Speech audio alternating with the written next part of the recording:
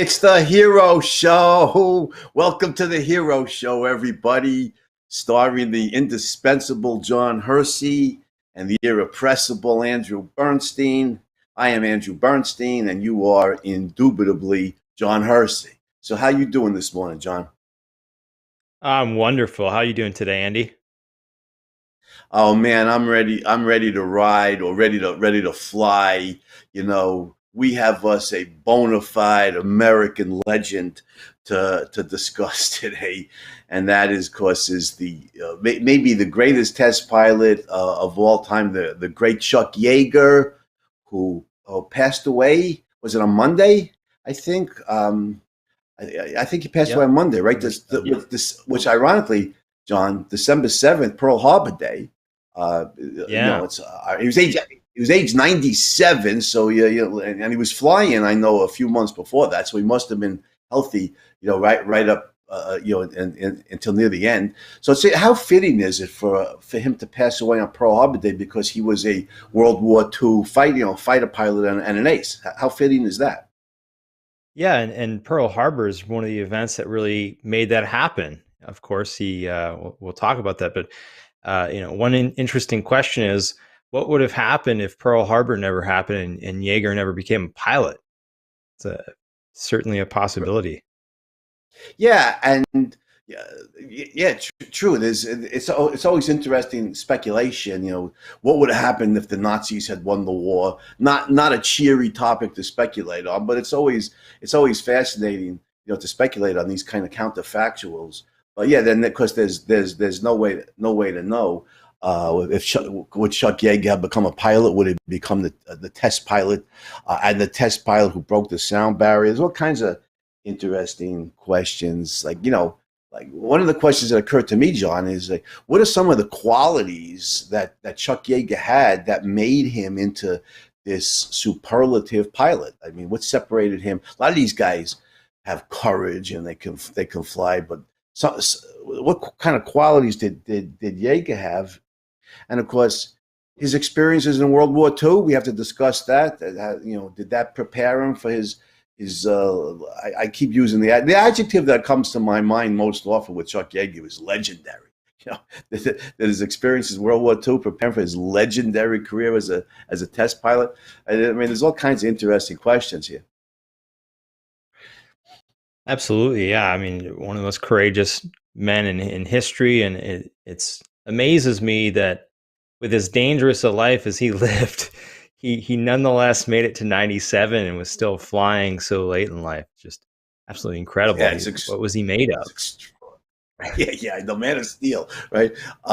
It's extraordinary, and also the events surrounding breaking the sound barrier, as we'll discuss, was super dangerous, and even for a healthy person, there was some condition, some unique condition, that Yeager was in on the day he broke the sound barrier that made it even more extraordinary. What was that condition? Well, we need to discuss that. And then, of course, the we should mention the Tom Wolfe's book, The Right Stuff, and the film version of it, in which the first part of the movie was about was it's like the book and the movie were ostensibly about the Mercury program, the Mercury astronauts, and they did focus on that. But it's like Tom Wolfe became in his research became so fascinated with Yeager, who wasn't part of the Mercury program, was never an astronaut, that he just put in all this material on Yeager. So we have to mention, we have to mention at least briefly the book and the film, The Right Stuff. So Absolutely. So kick it off with his go ahead, early John. life then? Yeah, Yeah, his he had a pretty dates hard travel 19 life, right? nineteen What? 23 to 2020. Wow, he almost 97 years, almost made it to the century mark. And you are right. Somebody who lived, there he is. Somebody who lived such a daring, action-packed, dangerous life, make it to 97 is extraordinary. And by the way, years ago, I read his autobiography, and I recommend it to people. But what do we know about his early life, John? Grew up in West Virginia and learned to hunt by the age of 5 or 6. He's already skinning his own catches. Did pretty well in school. His best subjects were geometry and typing, but geometry I think is interesting because this field requires a lot of just uh, spatial awareness. So speculation here, but I think that might have something to do with his greatness as a pilot. And sadly, this hard scrabble life did. His older brother was using a gun, and at some point accidentally killed his younger sister, who was only 2 years old. But Yeah, yeah, Yeager grew up in hard times, and his introduction to the military was at the summers of when he was 16 and 17 years old. Spent the summers at the Citizens Military Training Camp in Indianapolis, and this is right before you know the outbreak of World War II, of course. So right, that's right. his early life in a nutshell. Yeah, yeah. West Virginia, of course, is a poverty, generally a poverty stricken state, and I think you're right. It was a hard scrabble life. Military at age 18. I have to, they say we were discussing some of the characteristics that made him into this superlative pilot. They say his vision was 2010. So that that certainly would help, and that he could see enemy pilots in the distance before they could see him, which is certainly an advantage. And also read that his reflexes were so fast that he could respond to the actions of the plane faster than the average bear or the average pilot. So for this legendary figure, I have to look the part, right? Look like I got my aviators, everything, got the leather jacket and the scarf, like Errol Flynn in Dawn Patrol. See, the only thing, John, the only thing I lack to be a legendary pilot is one, courage, and two, the ability to fly a plane. But other than that, I got it all, right? Uh, Hey, don't count yourself out yet. You still, you live as long as Yeager, you might just be able to learn. Yeah, yeah. I would never have his courage. Besides, I have a confession. Muskrat. I'm afraid of heights. I'm afraid of heights. So being dropped from a B-52 bomber or whatever bomber they used, to drop the X-1 at like 45 or 50,000 feet is not my idea of a workday. But so World War II, Yeager has some years before he became, one of the top test pilots of history. He already had legendary status as a fighter pilot in World War II, didn't he, John? Absolutely. Yeah, he joined in 1941. It was then the U.S. Army Air Force. It wasn't yet the U.S. Air Force. And he joined as mechanic. He wasn't eligible to be trained for flying because he didn't have the education. But as I was intimating earlier, that all changed on December 7th, 1941, the day that will, as FDR said, forever live in infamy, when the Japs bombed Pearl Harbor. And thereafter, the military changed the qualifications necessary to be trained for flying. Yeager later said, somebody asked him, so why'd you decide to start flying? And he said, I was in maintenance and I saw pilots had beautiful girls on their arms and they didn't have dirty hands. So I decided to apply. That's it's a good reason, sounds to me like a good reason. And he saw plenty of combat in the skies over Europe against German, highly skilled German pilots, didn't he? Yeah, wasn't he shot down? Was it like March 1944 on his 8th mission? Yeah, early in his career, he was shot down, and there begins, I guess, the legend of Chuck Yeager, because he hooked up with the French resistance. What was their name again? I forget their name. I think it was the Maquisards. Yeah, You say that. French You resistance talk in good, Spain. John. Yeah, he hooked up with the resistance, taught them how to make bombs, or help them make bombs. I'm not sure. I think he learned bomb making skills from his father. I don't know if his father. I'd read his father. His parents were farmers, but bomb making skills. Perhaps in West Virginia, perhaps they had some experience in the coal mines too. But anyway, Yeah, perhaps. Chuck Yeager. You never know when you need a Yeah, bomb. yeah. Yeah, coal mining is dangerous work. I guess sometimes you do need, to blow stuff up. But he helped the French resistance make bombs, and then escaped across the Pyrenees into Spain. And didn't he? I don't know. He helped a fellow flyer escape. I don't know if the other guy was wounded or disabled or something, but they said it helped. He helped a fellow flyer escape, and I think he got a medal. He won a medal for that. Got a Didn't he? Bronze You Star know for any that. details?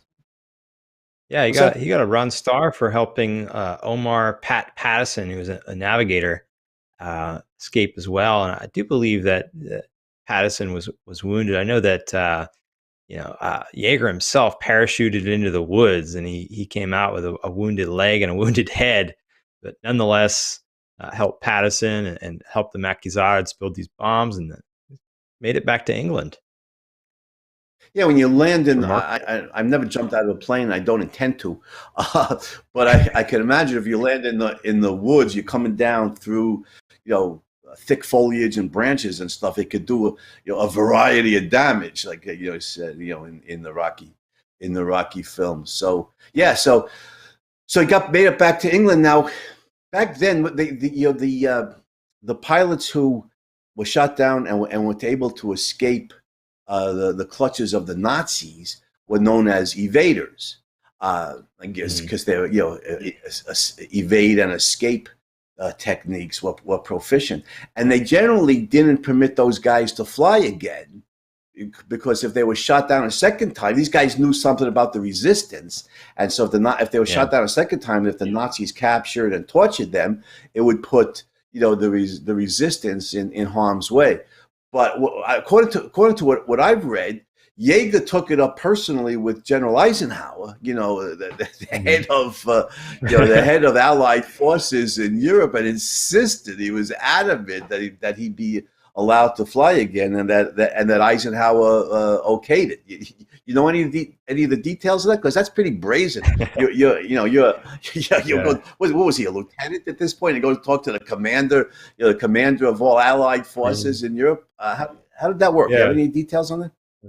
Well, yeah, Eisenhower, a little like, was the supreme Allied commander at this point, and you're right. They weren't, the down pilots weren't allowed to fly again over enemy territory. I think they could still fly elsewhere, but somehow he landed a meeting with Ike, and he and another guy, his last name is Glover. He later said, "I raised so much hell that General Eisenhower finally let me go back to my squadron." So he let him back in after D-Day, and Yeager, of course, then goes and pays back the Nazis big time for shooting him down. Yeah, yeah. So what are some of the details on that? He ended up with like 11 or 12 kills, right? And to be an ace, I think you requires five. Uh, didn't he shoot down five German planes in one day? Five in a day, yeah. For some reason, I was thinking Ace was three, but anyway, he shot down five Maybe in it is one five. day. Maybe it's Yeah, five in he one day. Well, that's a came back with a vengeance. That was in October yeah. '44, and the following month he shot down another four in one day. And we Wow. should specify though, this first day when he got five in one day. Actually, he caused two enemy pilots to collide. Actually, they just sort of panicked, and one hit the other and took themselves out. But he was credited with those for downing those planes. But yeah, 11 and a half, and the half apparently he's credited with half of that kill because his co-pilot uh, was also in on it. So they both got a Sure. half a point. Sure. Sure. The day he shot down four, evidently there were no midair collisions between enemy aircraft. So he actually shot down all four of those German planes. Uh, that's quite a day's work, and certainly dangerous work. So we know what kind of a fighter pilot he was. So it reminds me of something, because when I was a kid, this was this was the era of the Mercury program. The early 1960s, 1961, 1962, when Alan Shepard. I think it was May of 1961 when Alan Shepard was the first, American in space, and then Gus Grissom. After that, John Glenn then circumnavigated the globe, February 1962, I think. Anyhow, this is I was always a hero worshiper. This was so great. I used to fight with my mom to stay home from school, so I could watch, so I can watch this stuff. And she expected me to go to school, and there was still this quaint idea. Some people still have it today that when you go to the public schools, you actually learn something. you know, and even as a 10-year-old, 9 and 10-year-old, I said, "Ma, this is far more important than anything that we could discuss in school today. I mean, this is history, being made. It's immense." And anyway, the reason I bring this up is I was always struck by how calm the astronauts were, especially my mother was this frantic kind of person who freaked out. She was so nervous, she freaked out over little things, But the astronauts are always so calm. They're going to ride a rocket into space. It's extraordinarily dangerous. They were always so calm. And part of that, I mean, some people are just in sports. They call him a slow heartbeat guy. They're just kind of placid and serene personalities. But part of it, I think, is a lot of these guys were combat pilots. And when you're fighting in the skies like Chuck Yeager did, you're fighting to the death in the skies. First of all, you got to be calm, and second of all, that experience has to give you the confidence that I can handle this situation. And okay, you had it. And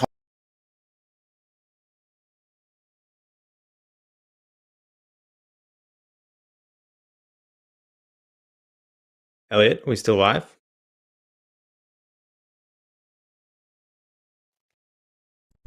We are still live. Yeah, it looks like we lost Andy. Oh, bummer. Yeah, I'd agree with Andy. What the point that Andy was making, though, that oh, you back, Andy? No. So yeah, it definitely takes something. And later, when Tom Wolfe decided to write a book on this topic, which later became the big film, of course, he called it The Right Stuff. But Yeager really didn't like that. He was very annoyed when people asked him if he had the right stuff. He said, "All I know is I worked my tail off learning how to fly and worked hard at it all the way. And if there is such a thing as the right stuff in piloting, then it's experience. The secret to my success was that somehow I was managed to live and fly another day." So he definitely took offense to the notion that you were born with it or something. Oh, you're back. Good. Yeah. So my segment froze. Is that what happened? Yeah, we lost you for a second. You were just talking about how these guys were just so cool, calm, and collected, even though they were getting attached to a rocket. But it's in large part because they had spent so much time fighting other people in the sky. Yeah, that's good. That's gotta be. And I guess I might have conked out here. The audience didn't hear the question because I know you've seen the film The Right Stuff recently, and I haven't seen it since it came out in the 1980s. Would you recommend it to people?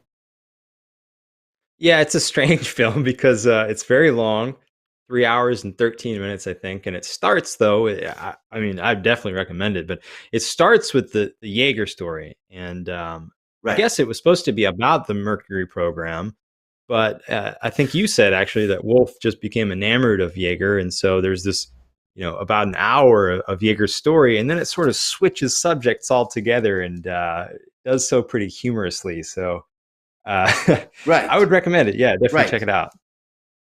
Yeah, I haven't seen it in years, but I just remember that I liked it a lot. And some of the expressions, what was it in The Right Stuff in the early parts in the Yeager segment where they use that expression, "Go punch a hole in the sky"? Wasn't that part of it? Yeah. And Glennis, and I know actually. So I know we'll talk glamorous about Glennis. her. Yeah, just a couple minutes. And I know in real life, he always, before flying, he'd get some Beeman's gum from his buddy.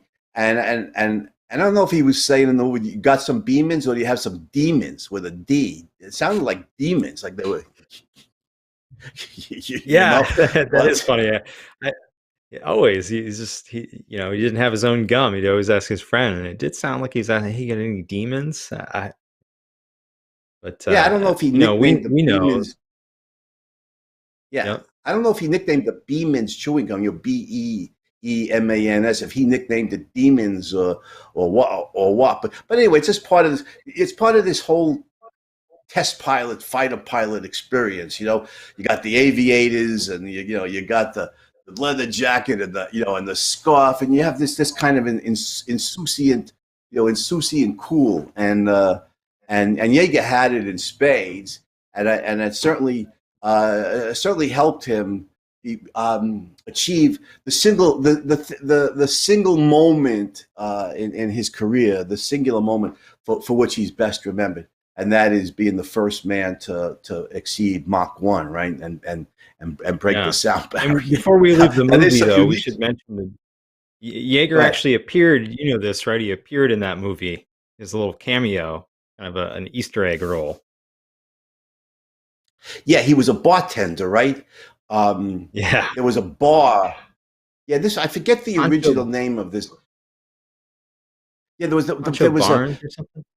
Pancho Barnes, her name was. Yeah, Pancho's place. But there was this dusty airfield in remote California, which later became famous as Edwards Air Force Base. It wasn't yet named Edwards. Was it Merco Field or something like that? Muroc. Uh, Muroc in Edwards, Muroc. Okay. California. Yeah, there you go.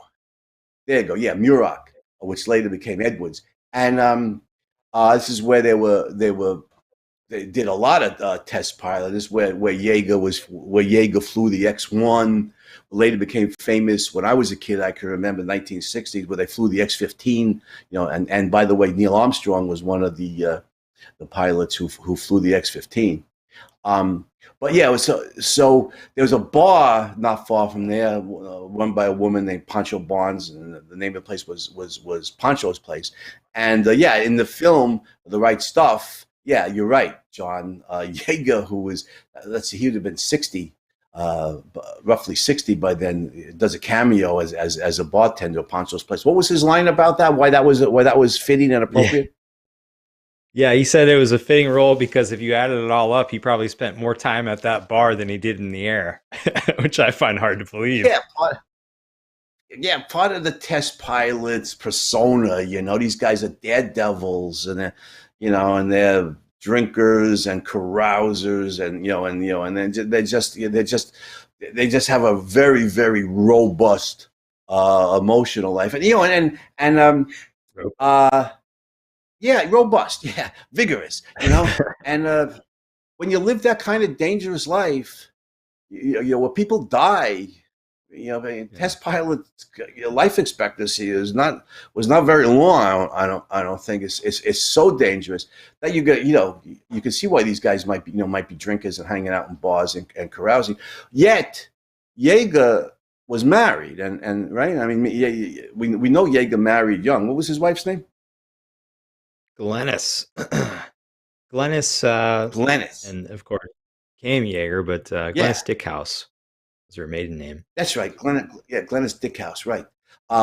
Yeah, Glennis, and every plane Yeager flew, even before he was married, when she was his girlfriend back in World War II, he named it. He painted it on the side of the plane, some variation of Glamorous Glennis. Evidently, she was a very attractive woman. Glamorous Glennis, and that certainly was the name that he had painted on the side of the X-1 the day he broke the sound barrier. But an incident with Glamorous Glennis a day or two before that immortal flight bears some discussion, because it makes his achievement even more spectacular. You go, he did what? Right? They were out riding horses, right? They were a couple of West Virginia kids. And what happened? Well, apparently they were racing. I guess she was a speed demon too, and I guess he fell and broke 2 ribs, and decided not to tell anybody except his friend Jack Ridley. So decided to, 2 days before his record-breaking flight, breaks 2 ribs and decides to to go forward anyway. Absolutely insane. Yeah, And of course, he was in it so is. much pain he It's couldn't just close the. Go yeah, ahead. it's insane. Yeah, no, that is insane. You're right. And I'm guessing Glamorous Glennis may have been a West Virginia kid also, or a country girl anyway. And yeah, they're racing horses, going hard. And 2 days before, yeah, I'm going to do something that nobody's done before. I think people had died trying to break the sound barrier, right? Like, had crashed Yeah. and burned. It's very dangerous. I don't think I'd be, tearing along with my wife at breakneck speed, on horseback. But then I'm not Chuck Yeager, So Yeah. yeah. They say he was in so much pain that he could get the cockpit door closed. And so his buddy Jack Ridley, another test pilot. Oh yeah, by the way, I think we should back up a little bit and say, he didn't go see a military doctor because he knew they would ground him. He had the two busted ribs. He went to see a civilian doctor. Take me up, doc. It's like something out of a war movie. Take me up, doc. So I could go back out and fly. So yeah, Ridley gave him it was like a part of a broomstick, wasn't it? That he could use as a lever to get the cockpit closed. Was it a broomstick or something like that? Yeah, exactly. He apparently took the janitor's broom and cut the handle off and told him to shove it in the door and use his good arm to pull it closed. The janitor that there's, where's my broom? But you say, it's okay, Mr. Janitor. You lost your broom. We'll get you another one. But it's in a good cause. So two busted ribs. In all this so much pain, he can't even get the cockpit shut. He goes out. Now they dropped the X-1. Was it the B-52 they used to take off with? I think it was B-50, big. It might have been a B-29, but I actually don't recall at this point.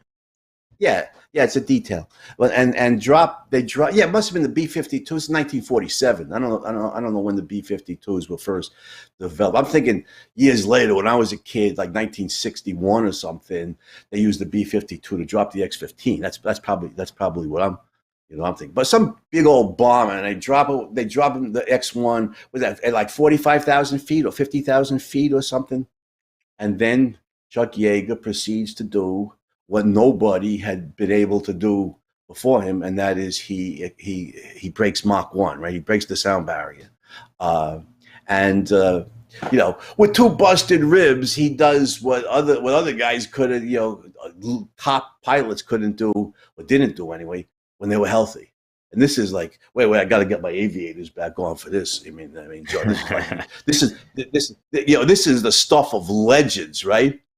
I mean, we salute that. This is the stuff of legends. It's extraordinary enough that he did it, but to do it with two busted ribs, I mean, that's like, wow, the hell of a man. Wow, that's just the wow factor, right? Yeah, really, what a man. To underscore how dangerous this was, Bell Labs, this is the Bell X-1 that he flew, and they had been testing this plane for a while. I think it was completed in 46, and he made his famous flight on October 14th, 1947.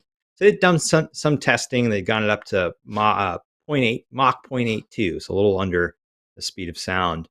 And their test pilot, private pilot, Slick Goodlin, he demanded that they pay him $150,000 to do this test flight because, of course, it's extremely dangerous, and which about $1.7 million today. And I guess they'd actually agreed to it, but they were going to pay him all in one lump sum, and he demanded that they do it over a period of 3 years so he didn't get hammered with the tax burden of it. And then the military said, well, I think we should take this program over, and they ended up taking it over, and there were a lot of competition actually to make this flight because it was well known that the person who broke the sound barrier would likely go down in history. But Yeager got it. He was the best of the best. Yeah, right. And he wouldn't give it up for two broken ribs. No. The best of the best, and that's really to go back to the right stuff. Tom Wolfe's book, which I read a long time ago, I think it was published late 70s. The film was 83 maybe. I watched that again. I saw it when it came out. I remember liking it, even though it was very long. like you said. But yeah, you're right. Wolf like just fell in love with Yeager and this is like the Chuck Yeager story in the right stuff, and I think true to reality is so much larger than life that anybody who's a hero worshiper is going to love that part of the book and the film. He's the best of the best. Like you said, and the other leading test pilots, looked up to him as such. So, John, what do you do for an encore? After this, you're a World War One, I'm sorry, World War Two ace in your early 20s. You break the sound barrier at age 24 with two busted ribs. You have a beautiful wife that you're in love with, and they had 4 children together before glamorous Glennis unfortunately died. But that was many years later, right? 1990, I think she died of ovarian cancer. So they had many years together. But what do you do for an encore? What did this this aviation legend? What did he do for the rest of his life? 97 is a long time, bro. From when you're 24 to 97, that's 73 years, right? I mean, I did learn something in elementary school. What did he do with the rest of his career? I think he had a lot of encores. Just a few years later in November '53, for instance, another guy, Scott Crossfield, hit Mach 2 for the first time and broke that record. And they had planned this celebration to celebrate the 50th anniversary of flight, because the Wright brothers had flown 50 years before. And a month later, a little less than a month later, Yeager did not like being bested, so he went up and he broke that record as well. He hit Mach 2.44 at 80,000 feet. This is also shown in the right stuff, and it's a very intense moment because he breaks this record, and unfortunately, at 80,000 feet, he loses control. 80,000 feet, yeah, loses control, and the plane drops about 51,000 feet in less than a minute, and he's Oh my spinning and God. yawing and rolling, and he's completely lost control, and finally regains control at 29,000 feet, and somehow pulls himself out of that. And that's we talk a lot on the That's show about the unbelievable. guys with the ideas, the engineers, the people who make this stuff happen, but at the end of the day, it does take the person to do the thing, and it takes incredible talent to do what he did, and to not die in that situation is just amazing. Yeah, it's That's an extraordinary encore. that he didn't black. Yeah, yeah. Well, yeah, that's quite an encore. You're right. It's extraordinary that he didn't black out when the plane is pitching, rolling, yawing, all at one. You're dropping 50,000 feet, or so in less than a minute. I don't know what kind of man it takes to maintain consciousness and then fight the controls and get control back. He didn't even bail out. Right, he was conscious. He might have been able to bail out. He didn't. He fought the controls, got control of the plane back. That's unbelievable. And we should mention something about, since you mentioned Scott Crossfield, who was also a great pilot. Like you said, first to break Mach 2, twice the speed of sound. He and Yeager were rivals. They went back and forth trading the speed record. And tragically, Scott Crossfield, death shows the dangers of this. He died, as a test pilot in a crash and burn, and so. Another great test pilot. Many, the Scott Crossfield, hardly the only one. You really got to salute these guys. Yeah, we got to salute these guys because their courage and pioneered all kinds of achievements in jet travel and of course in rocketry and space travel. And you're absolutely right. It's ironic, isn't it?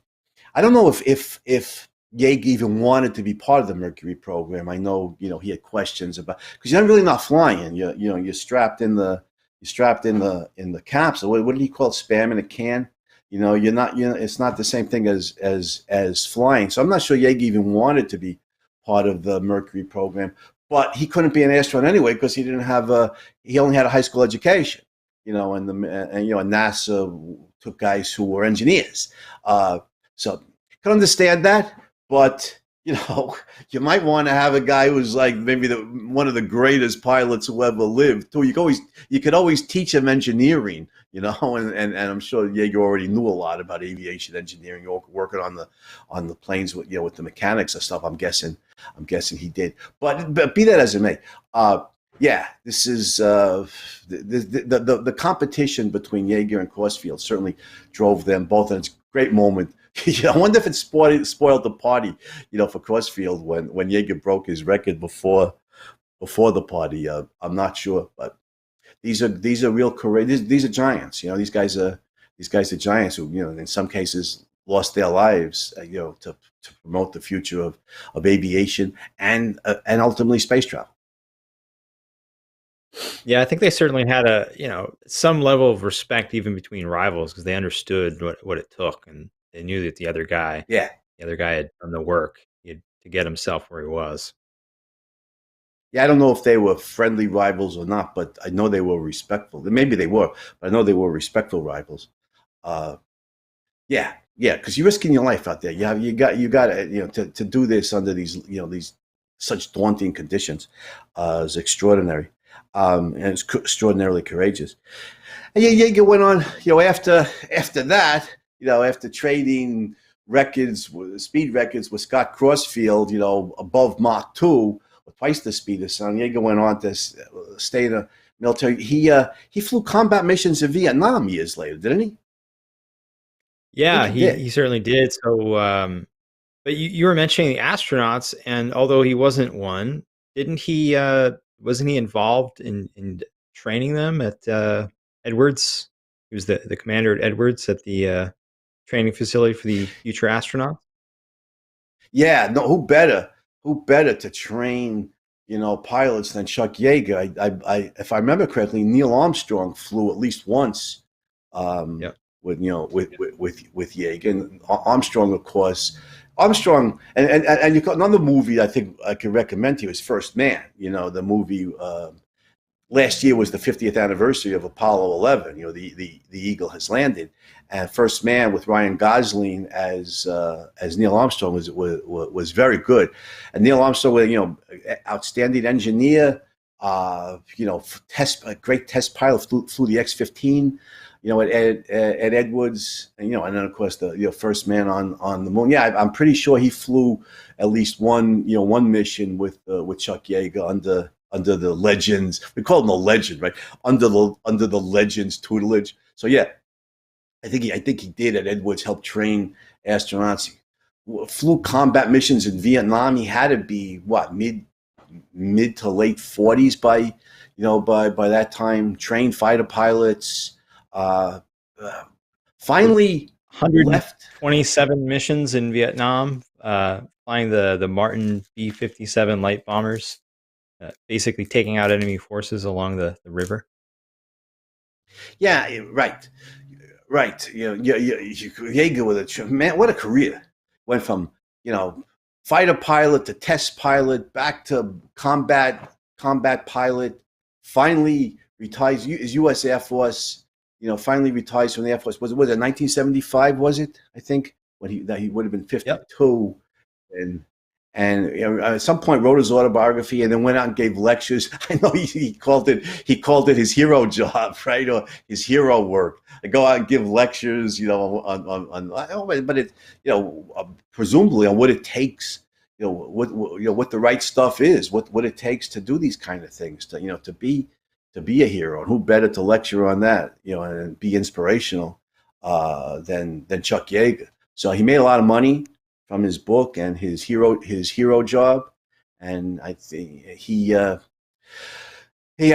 so he was certainly comfortable, if not maybe more. He wasn't one of these guys who who just blew all of his money on his entourage or posse. I think he was comfortable financially, so he had some frugal. He had some financial sense, enough to hire really good accountants, and people. But his life, his life was just rich. And he and his wife evidently, really loved each other. They had 4 kids. He lived to be 97. He was still, what was it on the 50th anniversary? Yeah, John. It was the 50th anniversary of breaking the sound barrier in 1997. He broke the sound barrier. Yeah, which wasn't a big deal by then, but he was 70. He was 74 years old. So. And then he did it again when he's 79, 5 years later, the 2002 55th anniversary. And then he did it again as a passenger in 2012 for the 65th anniversary. He went up as a passenger. And at some point, go ahead. Go ahead. I was just going to say he retired, like you said, in 75. What's that? I said, at some point, time beats us all. The extraordinary vision, the extraordinary reflexes. As you age, you gradually lose that. So it's prudent to be a passenger when you're breaking the sound barrier. At age 80 or 80 something, however old he was when he was the 65th anniversary. He would have been 89, right? So yeah, at 89, I think it's prudent to be the passenger here, not the pilot. So I'm sure he had some sense too. This guy, at least this guy who was so off the charts, so audacious, But wow, what an American hero this guy is. Yeah, he retired with the Distinguished Service Medal, a Silver Star, the Legion of Merit, Distinguished Flying Cross, and then in 85, Reagan gave him the Presidential Medal of Freedom. He flew in 360 types of different aircrafts and spent well over 10,000 hours in the air. He was in 3 wars over a 30-year period of active duty. And,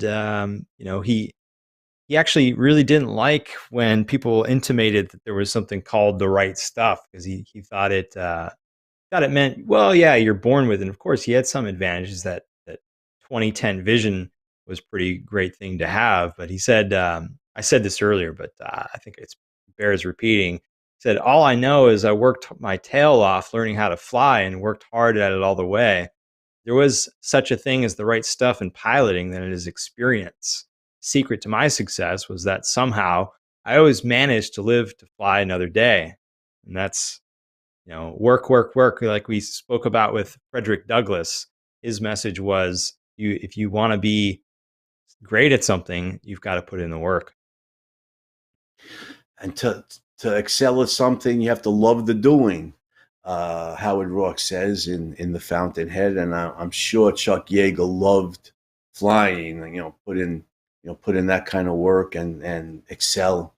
Come to excel at it. But yeah, there's a leitmotif or theme that runs through the lives of many of our heroes. John, you're right. You mentioned Frederick Douglass, certainly Benjamin Franklin. In his urge in Poor Richard's Almanac, urge industriousness. For to rise from poverty, into comfortable material conditions. Work, work, work, as Frederick Douglass said, and Yeager certainly did. Yeah, the right stuff. I don't know. The courage is part of it, but then also, the expertise, the know-how, just to know what you're doing in your field. In this case, how to fly, his rocket. Was it what was it? The X-1 is it a plane, or it's like a how they describe it? A rocket plane? It's a rocket plane. Well, I don't think it had any moving parts to make an engine. I think it was just literally just a rocket, and he'd flip on various stages of the rocket to go faster. I think it had 4 stages or something. But that's out of my field of expertise. So one of you listeners out there, please correct me. And tell us that this was a flying rocket, right? Or was it a plane? I think it was a rocket. Yeah, I think you're right. Anyhow, I think since Chuck Yeager passed away just 4 days ago on December 7th, Pearl Harbor Day, I think it was a perfect opportunity to commemorate a life well lived, to commemorate a great hero and a pioneer, a true pioneer in the field of aviation and the achievements to come, in aerospace. So, do you want to wrap this up, John? You have any last things to say about this aviation immortal? Yeah, one parting thought. You mentioned that there are a lot of parallels between the different figures that we talk about on this show. And last week, of course, we talked about George Washington. It was part 2 of our 2-part episode on George Washington. And one of the things I came across in Richard Brookhiser's book, Founding Father, about George Washington, I think is obviously it's applicable to Washington, but I think it's applicable here too. So I wanted to read this quote from Brookhiser because I just absolutely loved it. He said, as idealists, we believe that ideas are self-enacting. We think them, therefore they are. Thus, the American Revolution was a triumph of democracy or the Enlightenment. We have lost the conviction that ideas require men to bring them to earth, and that great statesmen must be great men.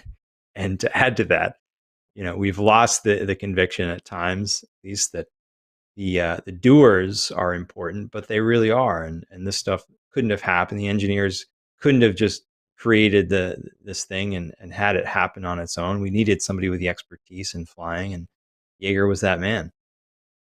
Yeah, expertise and the courage, because you're risking your life. Yeah, you're absolutely right.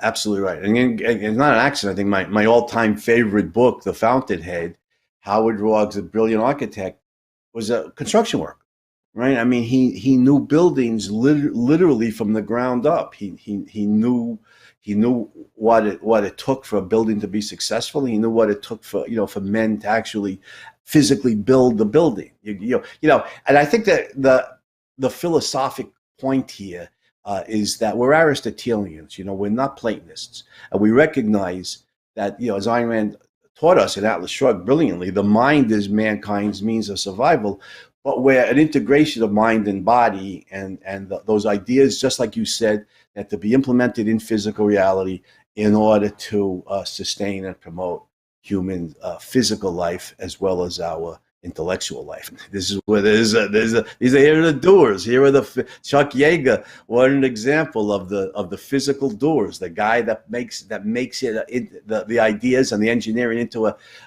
physical reality.